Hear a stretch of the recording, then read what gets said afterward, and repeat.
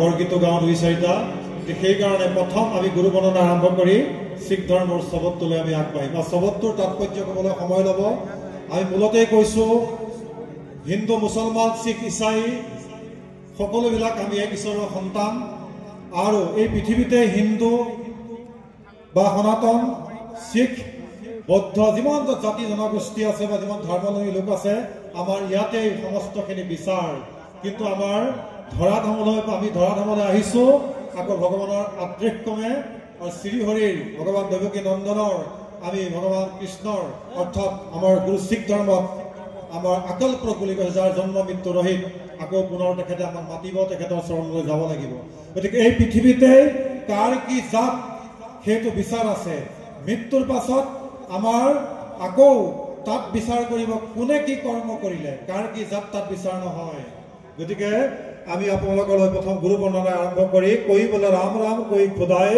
কৈ সেবে গুসাইয়া কৈ আল্লাহ এই শব্দটো গাবলৈ বিচাৰিছো হিন্দু মুছলমান শিখ ইছাই চাৰি জাতি চাৰি ধৰ্মৰ ওপৰত লিপিবদ্ধ হোৱা পবিত্ৰ গ্ৰন্থ সাহেবৰ এক শব্দ মহাপুৰুষ শ্ৰীমন্ত শংকৰদেৱ আৰু মহাপুৰুষ মাধৱদেৱৰ যি আমাৰ অনবদ্য সৃষ্টি বৰগীত সকলো গীতৰকে দাঙিব পাৰিলে বৰগীতক দাঙিব নোৱাৰে তেনেকৈ আমাৰ শিখ ধৰ্মত গুৰু নানকৰ সৃষ্টি সকলো শব্দক দাঙিব পাৰিলে শিখ ধৰ্মৰ শব্দক